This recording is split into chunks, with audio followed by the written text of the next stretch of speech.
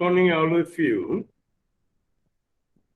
In the area of Ben Jonson, we come to find a rivalry that occurred in the theatre. That's called theatrical conflicts. And it is also called Poetomachia. Originally, the term was developed by Thomas Dekker. Dekker was also involved in the theatrical conflicts. The theatrical conflict actually occurred between Ben Jonson and John Marston. And Dekker was also there. Dekker was a close friend of John Marston. And Ben Jonson stood against Marston and Dekker and fought with them so very seriously. 3 plays were written by Jonson as answer to Marston, and 3 plays were written by Marston as answer to Jonson. And Dekker concluded the conflict by writing a play. Actually, John Marston was a poet and a playwright. He was born in 1576. And we know Jonson was born in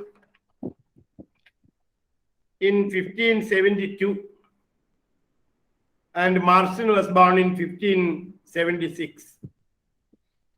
Some 4 years after the birth of Ben Jonson.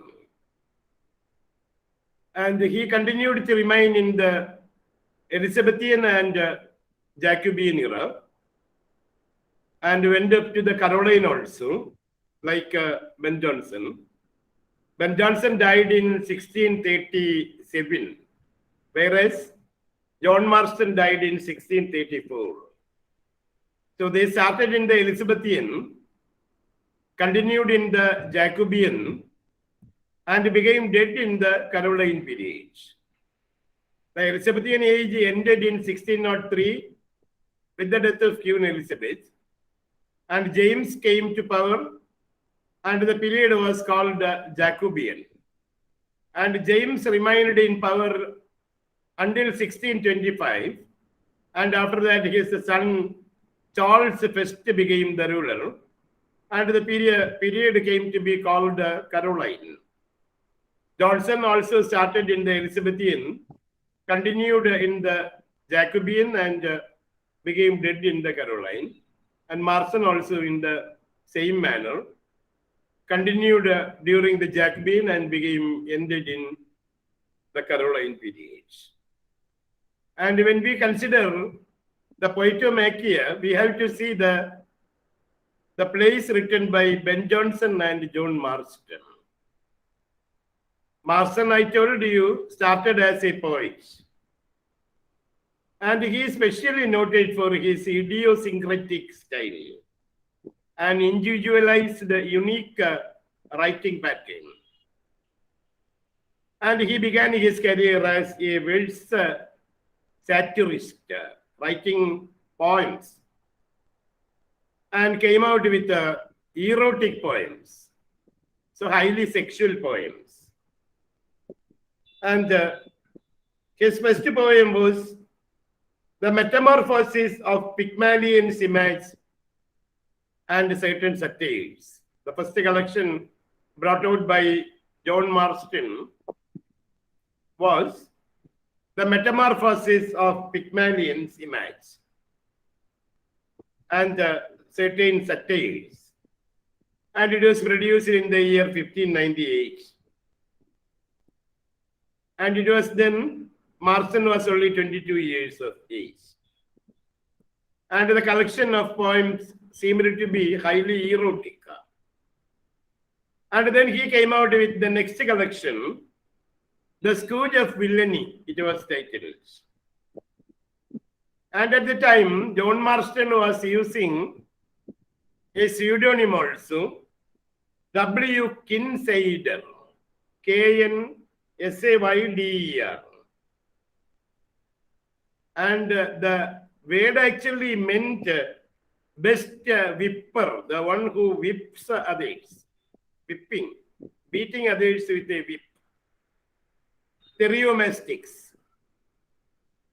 W. Kinsider. And I told you that John Marsten came out with erotic epilions. The poems seemed to be highly sexual and erotic. And we actually remember the erotic poems written during the 1590s. Shakespeare came out with his poem, Venus and Adonis. And Marlowe came out with his poem, Hero and Leander. And Thomas Nash also contributed a poem in the 1590s, and it was called The Choice of Valentines. And there were again a few erotic poems produced during the period. And a few of them were produced by John Marsten. And the first collection was called The Metamorphoses. So a Metamorphoses was also written by John Marsten. Remember, Metamorphoses. And it's a famous title used by Ovid, the Roman writer Ovid, who lived in the 1st century AD. And Marsten also produced the Metamorphoses. Actually, the transformation is what called Metamorphosis. The Metamorphosis of Pygmalion image. Actually, in Pygmalion, we come to find the image of the statue turned to become a living person. And Pygmalion gets married with her. Pygmalion was a sculptor, and he produced a statue. And the statue became a live lady, and he got married with her, and she was named Galatea. And the poem was titled The Metamorphosis of Pygmalion's Image. And there were again a few poems. Certain satires also were included. Satirical and at the same time erotic poems. And then he came out with his next collection called The Scourge of Villainy. And the bishops of Canterbury and London banned the scourge and burned it publicly because of the erotic content in the poem The Scourge of Villainy. The bishops stood against it and banned the poem and burned the copies publicly. And very interestingly, Shakespeare also borrowed a few lines from The Scourge of Villainy. So it was at the same time Shakespeare was also producing his plays. And he had produced King Lear during the time and used a few lines from The Scourge written by John Marsten for his King Lear. The mad speeches in King Lear can be found borrowed from Marsten's poem, The Scourge of Villainy. And when the poem, The Scourge of Villainy was produced, the bishops banned the collection, burned the poems publicly, and wanted Marsten to stop writing poems. And it was in that situation, Marsten thought of becoming a playwright. So the poet was not permitted to produce poems. The bishops stood against Marsten. And Marsten wanted to become a playwright.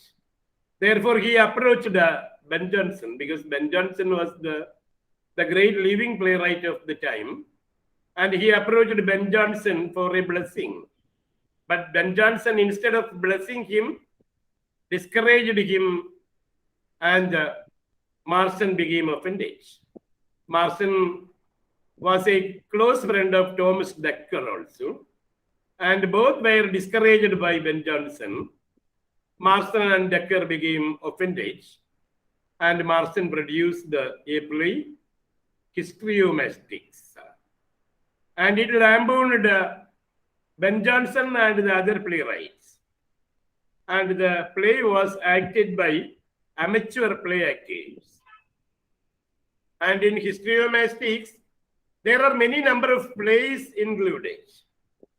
Even Troilus and Cressida, the play, was also lampooned there. And so very interestingly, the Troilus and Cressida included in Histriomastix actually produced, very interestingly, the character of Shakespeare and Elizabeth. And in Troilus and Cressida, written by Chaucer, we come to find the female protagonist is Cressida and the male protagonist is Troilus.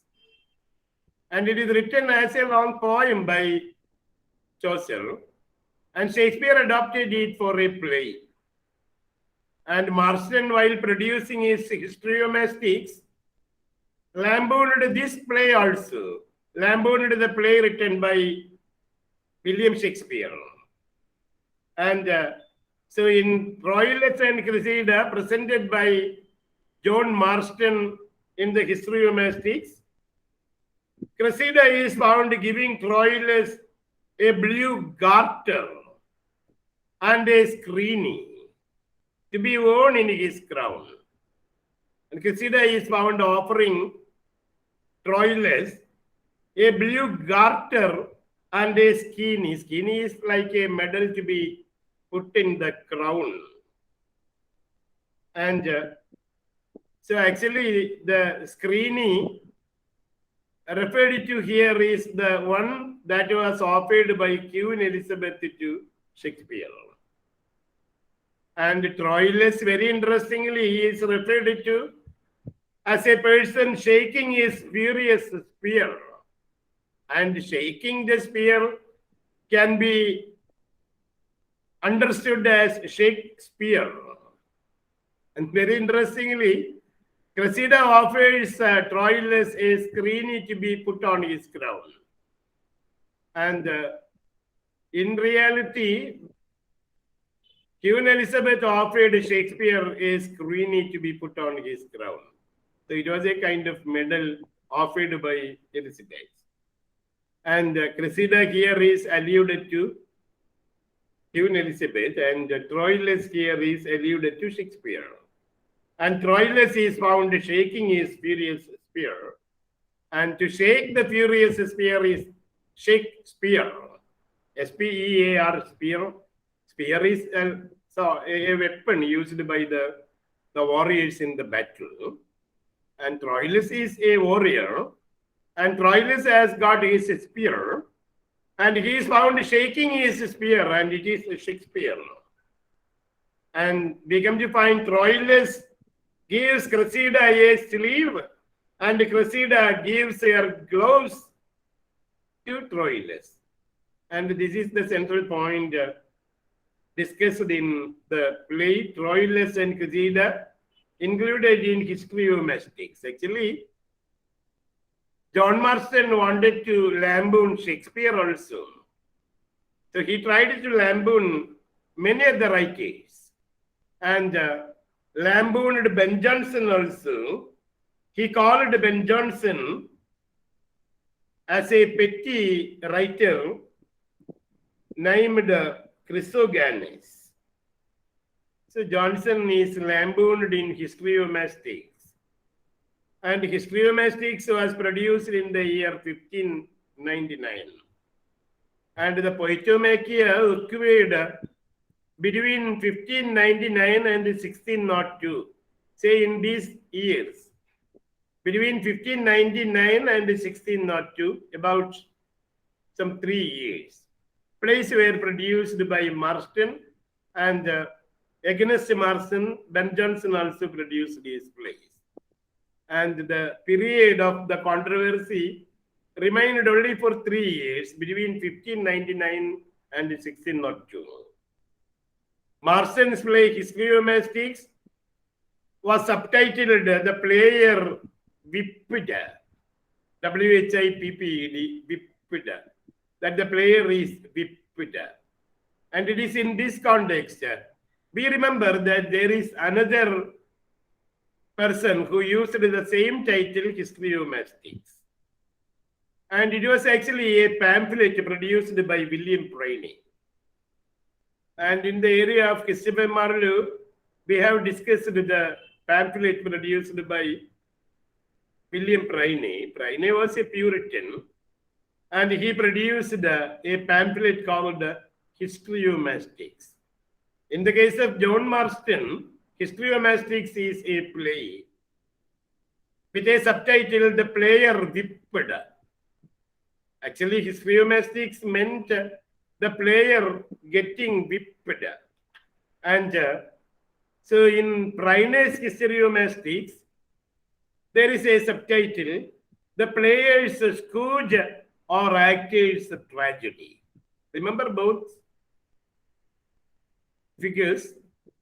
Histriomastix was a pamphlet produced by William Prynne against plays. Prynne was a Puritan, and he was a controversialist and was against Catholicism, supported Anglicanism and Presbyterianism.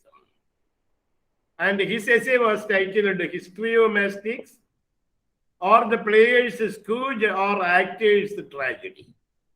And in John Marsten, the subtitle is The Player Whipped. Histriomastix has got a subtitle, The Player Whipped. And William Prynne actually came to the theaters and stood outside the theater and distributed his pamphlet to the theater goers and reminding them that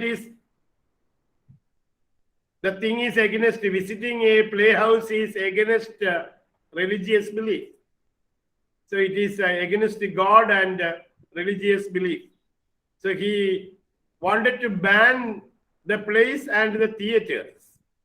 So he stood against play watching, and he was arrested, and he had made a seditious remark on the Queen Henrietta Maria. So Henrietta Maria was badly referred to in the Histriomastix. Henrietta Maria was the wife of Charles I. And in his Histriomastix, Prynne made seditious remarks about Henrietta Maria, and he was put for trial, and he was sentenced for lifetime imprisonment and a fine of £5,000. And at a later stage, he was sent to the pillory. Pillory is actually to put a person tied to a pillar and then to stone him. And Prynne's ear was also cut off, and his cheek was branded with the letters S.L., seditious libeller. It was a kind of libel, making seditious remarks about a queen against the licensing order or rule. And when we refer to John Marsten's play Histriomastix, we need to remember the pamphlet written by William Prynne also. And in Prynne's pamphlet, we come to find that there are references to original ghosts coming on the stage when Christopher Marlowe's play Dr.salim was put on the stage. And actually the play Histriomastix, produced by John Marsten, lampooned many writers of the period, including Shakespeare. He also lampooned Ben Jonson, calling him Chrysogonus, a petty writer. And Jonson became offended and produced his play, Every Man Out of Humour. Actually, by the time Jonson had completed the play, Every Man in His Humour, and Every Man in His Humour initiated the comedy of humours. And when John Marsten produced the Histriomastix and criticized Jonson as a petty writer named Chrysogonus, Jonson became offended. And he produced a sequel to his play, Every Man in His Humour, under the title Every Man Out of His Humour. And in this play, he lampooned Marsten and Decker, calling Marsten fastidious brick and Decker, Carlo Buffoon. And when we examine the plays in the Poetomachia, there are a few plays written by Ben Jonson, and a few of them are found written by John Marsten. And the last play to cap up the controversy was written by Decker. And all these plays actually don't have plot elements, and they don't contain a well-built story. And this is actually a venting of personal spleen, a personal criticism, attacking the people. Marsten wanted to attack Ben Jonson, and Jonson wanted to attack Marsten and Decker. And in the play Every Man Out of Humour, we come to find Marsten is lampooned as fastidious brick, and Decker is lampooned as Carlo Buffoon. And Marsten became offended, and he produced the answer through his play Jack Drum's Entertainment. And in Jack Drum's Entertainment, we come to find that there is a romantic love story also. And we come to find the love story of Pascal and Catherine, and the trials and tribulations faced by them is the subject matter. But actually, he wanted to lampoon Ben Jonson. In the subplot, there are a number of comic characters, fools fighting each other and outwitting each other. And even when they are fighting over women, they are found fighting each other. And the play actually satirizes human folly and madness of being in love. And the harshest criticism in the play is reserved for people who cannot feel love, like the self-contained and self-satisfied and selfish critic Brabant Senior. And Jonson is lampooned in the play as Brabant Senior. And the play entitled Jack Drum's Entertainment. I told you, Marsten actually started writing poems. And his poems seemed to be highly erotic. Therefore, the poems were banned by the bishops. And Marsten was asked not to write poems anymore. So he wanted to turn to writing plays. And he approached Ben Jonson, but he was discouraged by Ben Jonson. And Ben Jonson discouraged the professional actors also not to perform the plays written by Marsten. So Marsten used amateur play actors and produced a play called Histriomastix. And in the Histriomastix, Marsten lampooned many writers. There are many number of plays included in the main play. And even Troilus and Cressida is also lampooned there. And Shakespeare also is lampooned by Marsten. And we find Troilus shaking his spear, and it is actually Shakespeare. And we find Cressida offering Troilus a screeney, and it is a reference to Queen Elizabeth offering Shakespeare a screeney.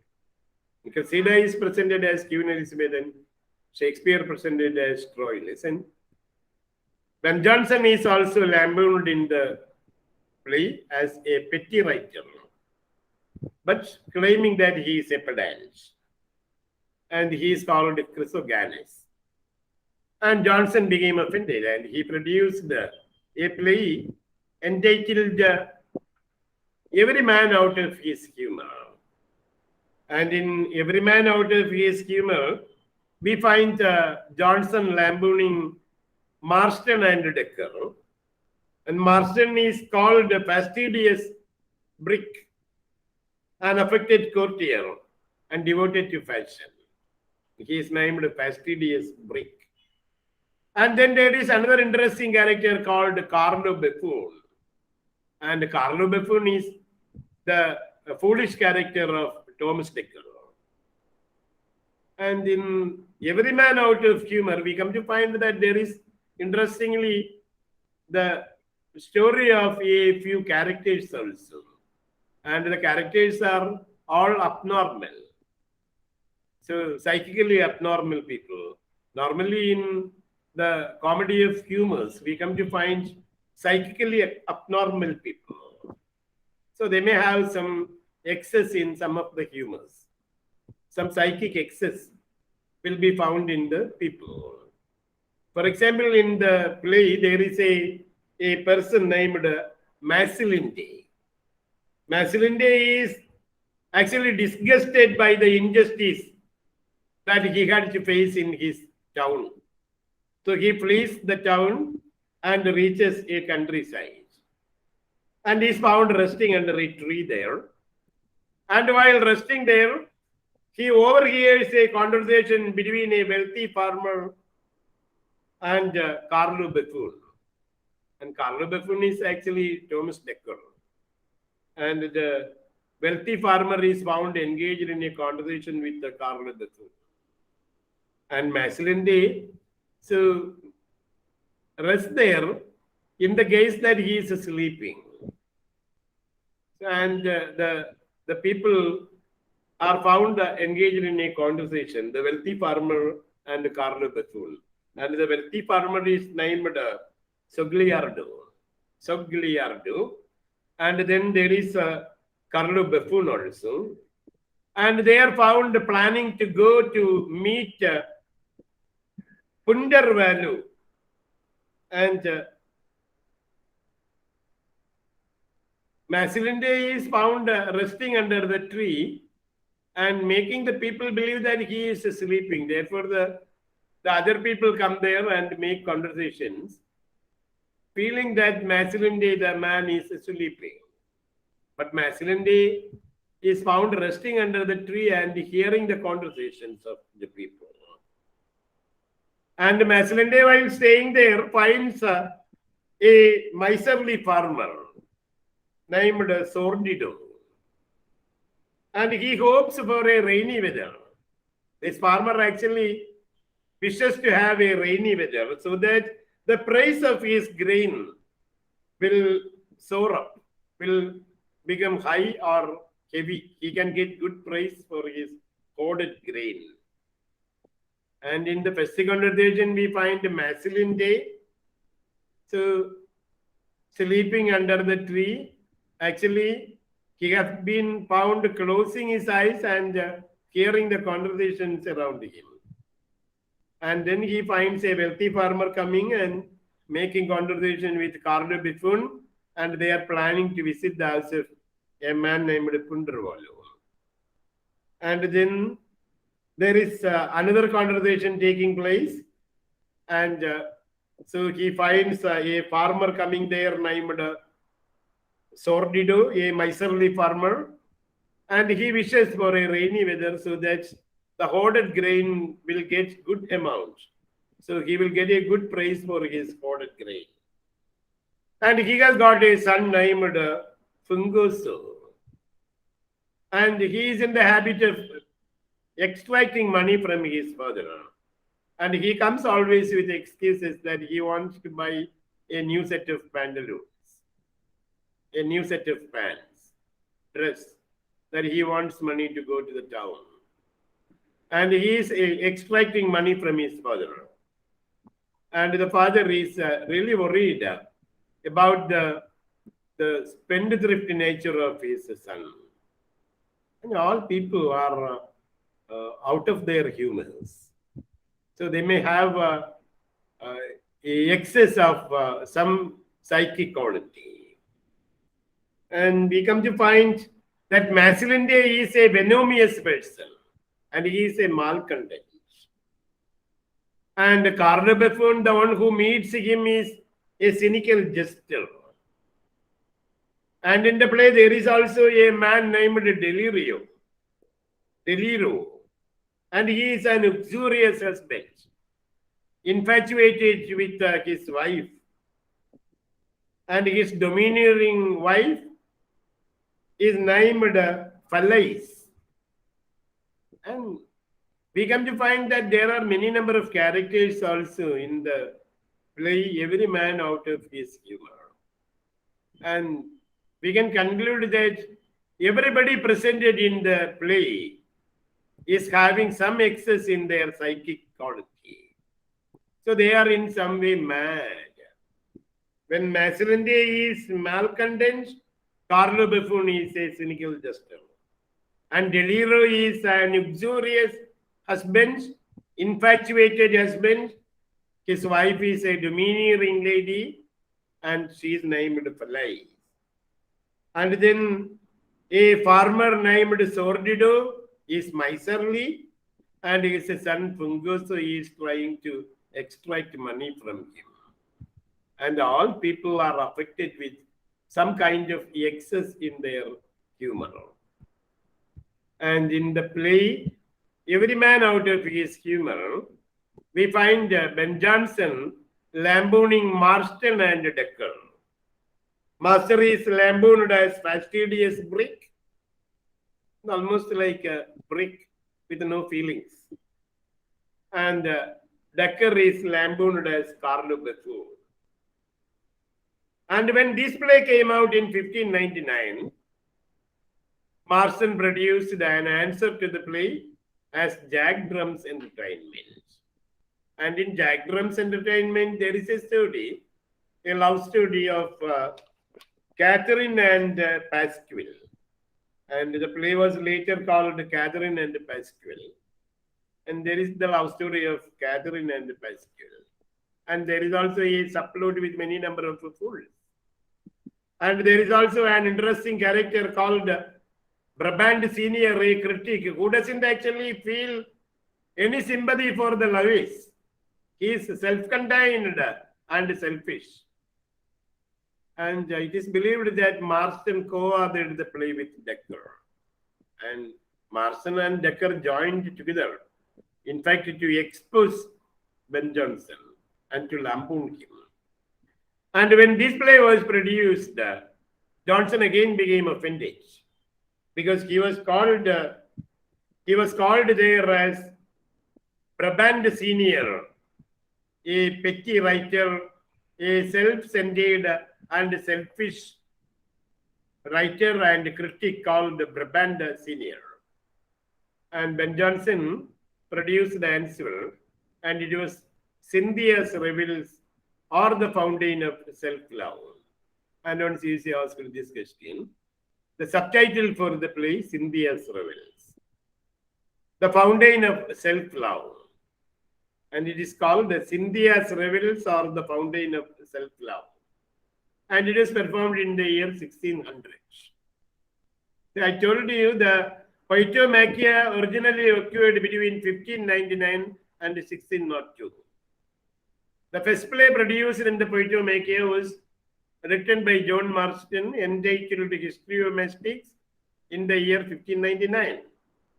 And Jonson answered with his play, Every Man Out of His Humour, again in 1599. And then Jack Drum's Entertainment was produced by John Marsten in 1600. And in the same year, Jonson gave answer through his play, Cynthia's Revels. And Cynthia's Revels was played by the children of the chapel. And in the beginning of the play, we come to find that there are 3 pages. So 3 boy servants coming to the stage and fighting each other because they wanted to get the black dress. In fact, to produce the prologue to the play. Normally, the prologue of the play will be given by a man wearing a black cloak. And 3 boys are found fighting each other. In fact, to get the black cloak to give the prologue. And in the group of the boys, we come to find Marsten and Decker. Marsten is the page named Anaids, and Decker is another page named Hedon, Hedon, Hedon. And Marsten is Anaids, A-N-A-I-D. Anyhow, Anaids is found giving the prologue to the play. And in the proper play, we come to find Diana called Cynthia.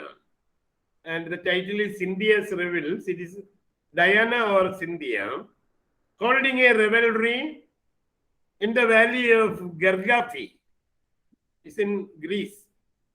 Cynthia is found holding a revelry.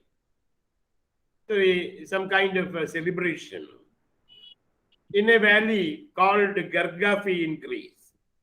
And there are gods coming to attend to the revelry, like Cupid, Mercury.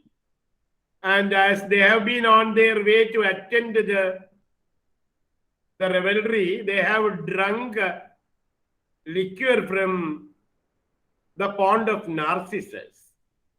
And they are found appearing after drinking from the Narcissus spring. And we know the story of Narcissus. Narcissus became so interested in his beauty, and because of his self-love, he looked at his reflection found on the water and fell down on the water and became dead. And from that time onwards, his lover Echo has been so looking for him and producing the echo. And it is believed that if someone drinks the water from the spring of Narcissus, he will become intoxicated. And here Cupid and Mercury are intoxicated by drinking the water from the spring of Narcissus. And they come to attend to the revelry. And there are again a few people coming to attend to the revelry. There was a person named Asotes, a Polish spendthrift. And he also drank the water from Narcissus spring. And on reaching here, he fell into self-love. So this is a way of falling into self-love. Narcissus, only because of his self-love, became dead. And the play produced by Ben Jonson is titled Cynthia's Revels or the Fountain of Self-Love. This actually is the fountain of self-love. In Cynthia's revelry, we come to find there are people coming to attend the revelry after drinking water from the spring of Narcissus and are intoxicated. So there is Cupid and Mercury, the gods. And there are also people like Asotes. And they are all influenced by self-love and challenging others. And actually in Greek mythology, Narcissus was a hunter who was bewitched by his own beauty, reflected on the surface of water. And he stared at his reflection until he became dead. And therefore, the term narcissism refers to fixation of oneself with one's physical appearance. And at the end, so all people are found entertaining self-love in the play Cynthia's Revels. And at the end, Cynthia unmasks herself. And it is found that Cynthia is Queen Elizabeth. And Queen Elizabeth actually cures the problem of the people. She cures the problem of the people, the self-love affected by the people, and asking them to take a bath in the Mount Helicon so that they can cure their self-love.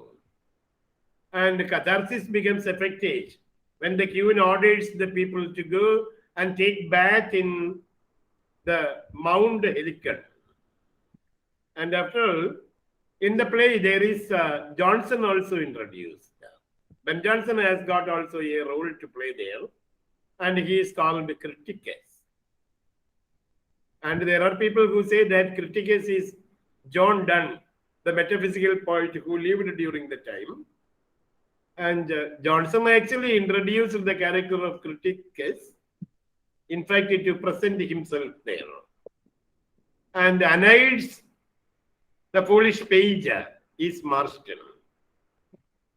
And head on another foolish page is Decker. And Cynthia's Revels actually attacked Marsten and Decker, and calling them as Annihilates and Hedon. And Marsten became offended. And he came out with his play, What You Will. And we have to remember the plays produced during the Poetomachia Marsten came out with his play Histriomastix, and Jonson replied with every man out of his humor. And Marsten came out with his play Jack Drum's Entertainment, and Jonson replied with his play Cynthia's Revels. And Marsten again came out with his play What You Will. It was the next play produced by Marsten, What You Will. And it was a comedy focusing on the relationship between two rival poets. And one is a bitter and misanthropic satirist named Lembadouria. In the play What You Will, Jonson is lampooned, so criticized as Lembadouria. Lembadouria is a misanthropic satirist, a bitter person.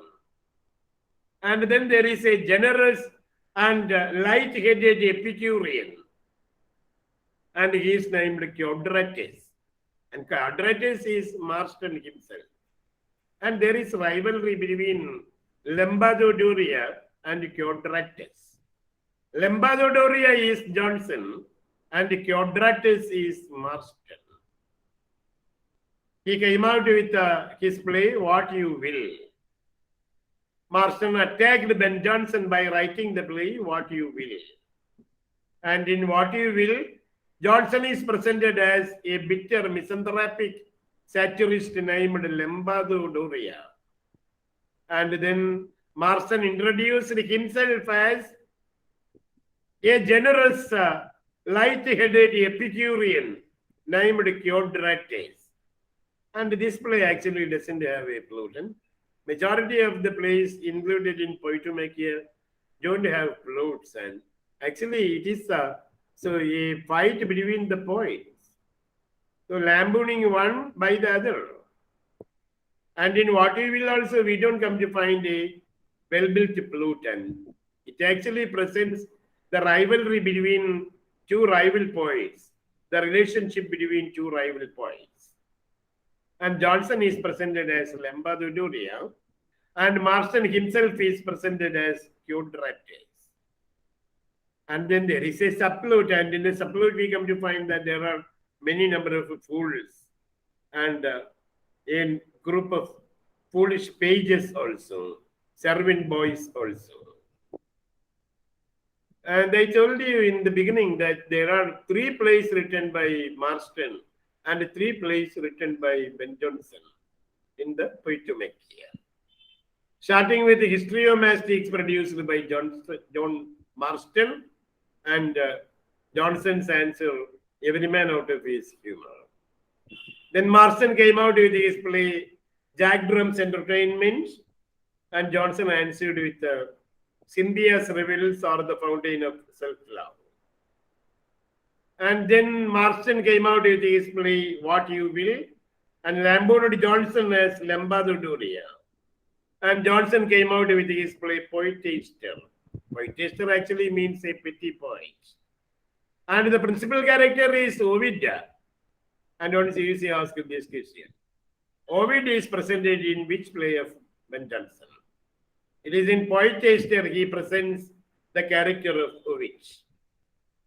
And then there is the character of Horace also. And Horace is actually Jonson. And then there are Crispinius and Demetrius. Crispinius is Marsten and Demetrius is Decker. So we have to remember the names given to these people in this place.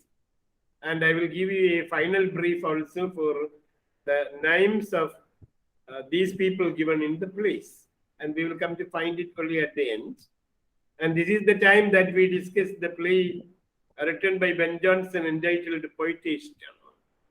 In the play Poetaster, we come to find the character of Ovid also presented. And Jonson is also there. And he is named Horace. And then there are the other petty poets like Crispinius and Demetrius. And Crispinius is a man omitting bombastic vocabulary, and it is Marsten. And Demetrius is Decker. And the play actually was a mere venting of personal spleen. It's actually a venting of personal spleen, an attack between the writers against two rivals, Marsten and Decker. And the term Poetaster actually means inferior poet or pretentious poet. And it is actually a term coined by Erasmus. Poetaster is a term coined by Desiderius Erasmus, the messiah of European humanism, who was also a friend of Thomas More.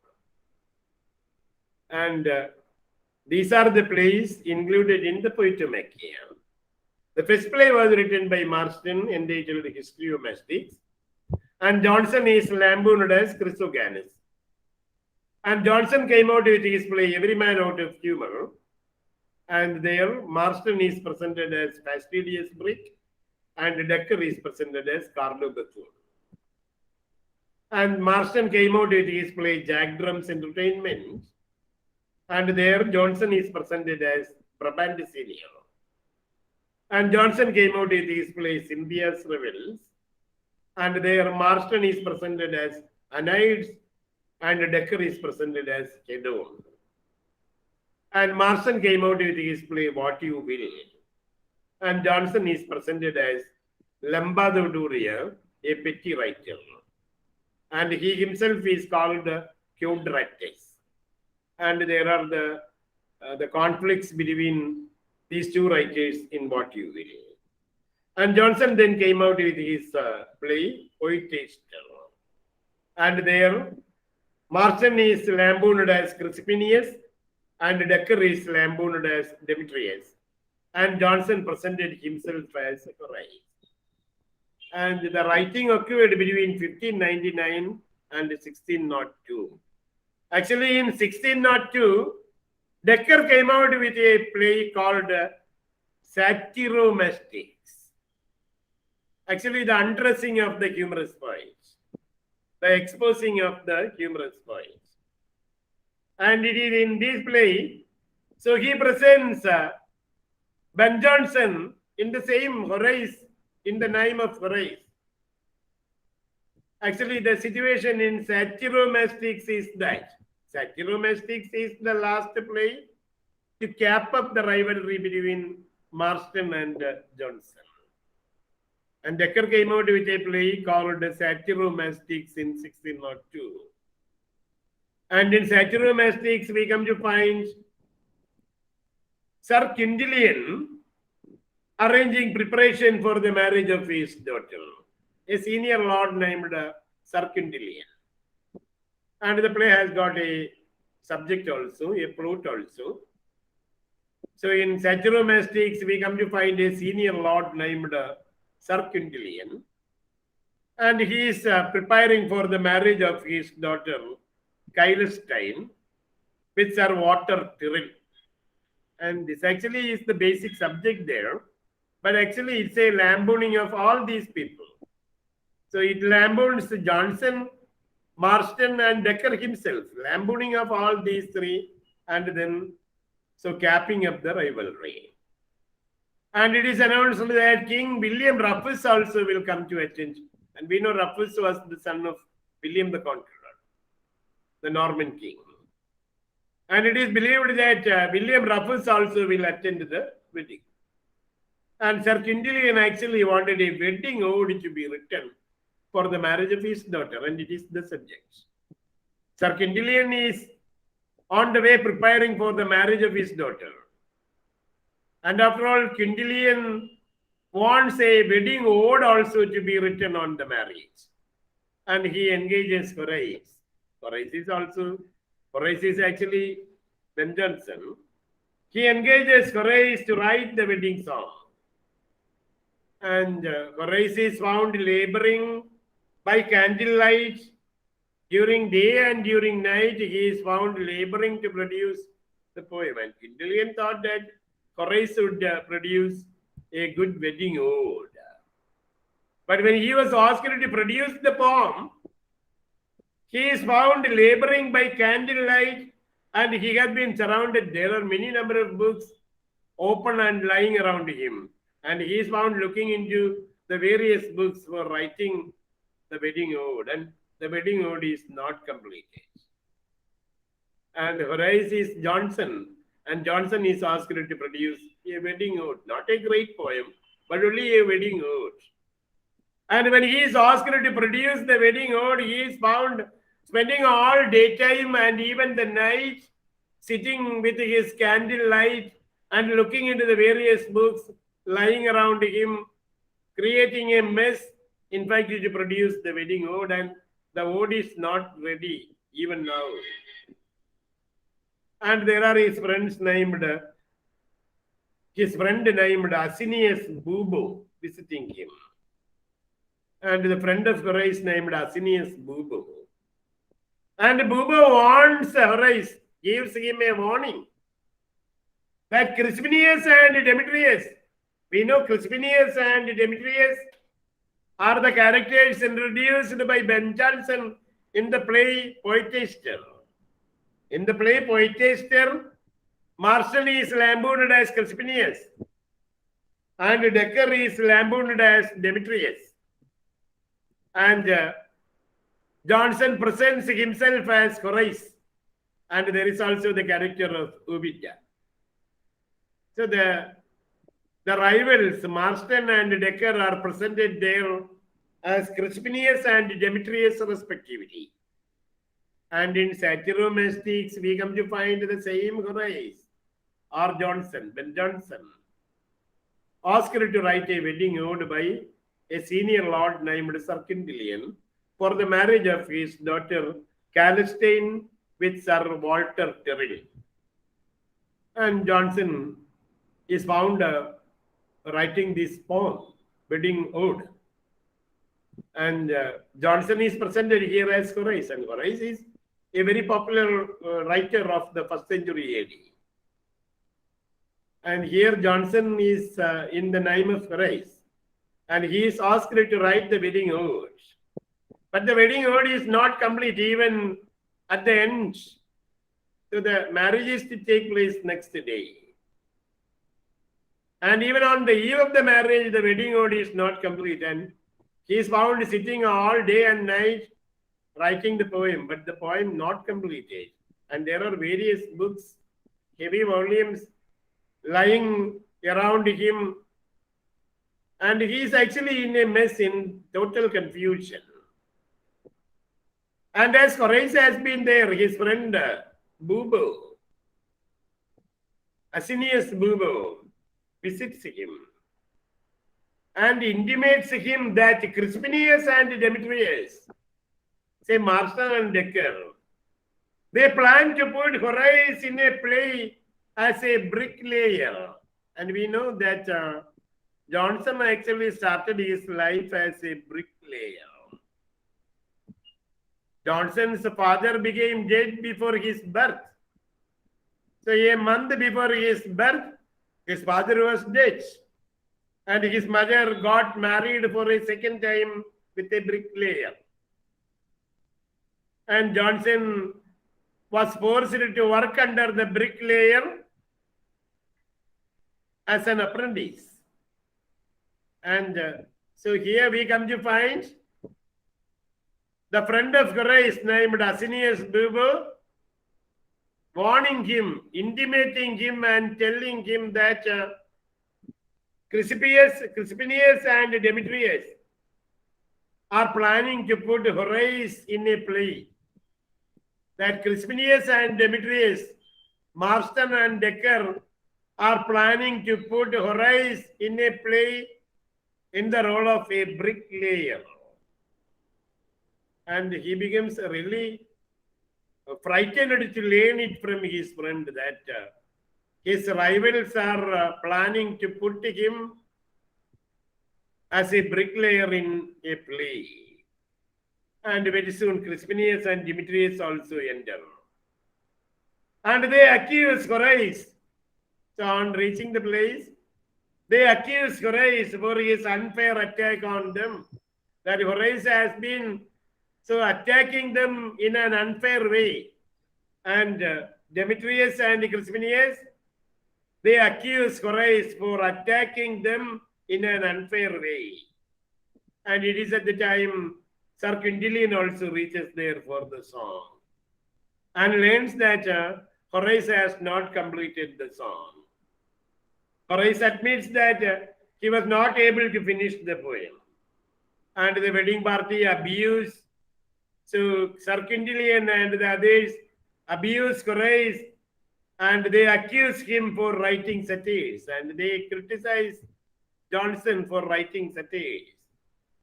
And Horace begs for pardon and promises to Sir Quintilian and the others that in the future he will live with a good behavior. And very interestingly, Horace represents Jonson, and Crispinius is Marsten, and Demetrius is Decker the playwright. And this is the last play, capping up the rivalry called Poetomachia. And it was produced in the year 1602. And I told you the conflict of Poetomachia occurred between 1599 and 1602. So it actually started with John Marsten producing Histriomastix. And in Histriomastix, Jonson is lampooned as Chrysogonus. And Jonson came out with his play Every Man Out of Humour. And there Marsten is lampooned as fastidious brick. And Decker is lampooned as Carlo Buffoon. And Marsten came out with his play Jack Drum's Entertainment. And there Jonson is lampooned as Brabant Senior. And Jonson came out with his play Cynthia's Revels. And there Marsten is lampooned as Anaides, and Decker is lampooned as Hedon. And Marsten came out with his play What You Will, and there Jonson is lampooned as Lambadodoria. And Marsten himself referred to him as Quadratus. And Jonson came out with his play Poetaster, lampooned Marsten as Crispinius and Decker as Demetrius. And he himself presented in the play as Horace.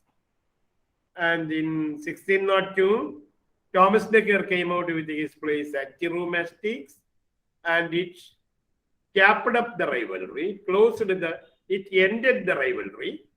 And in the play, Jonson is presented as Horace, and Marsten is presented as Crispinius, and Decker is presented as Demetrius.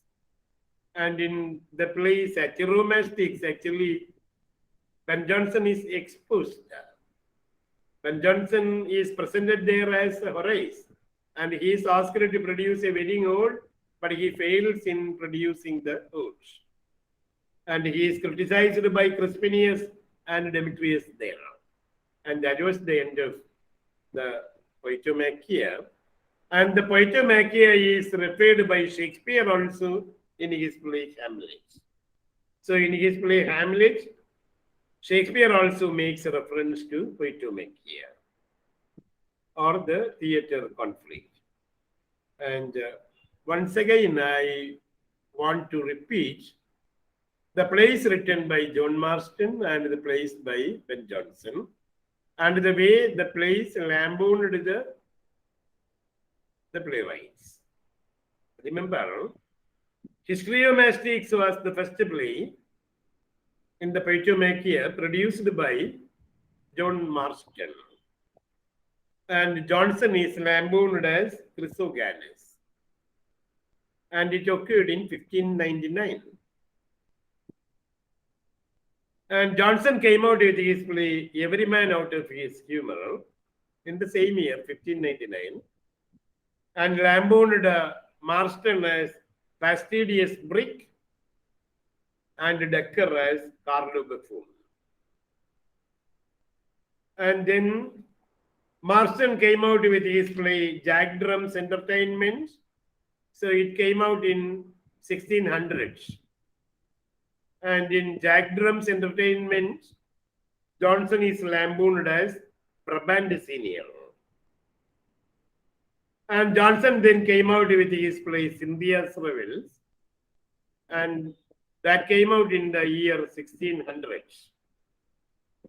And in India's Revels, he presented Marsten as Anites and Decker as Hedon. And Marsten came out with his play What You Will, and it occurred in 1601. And there,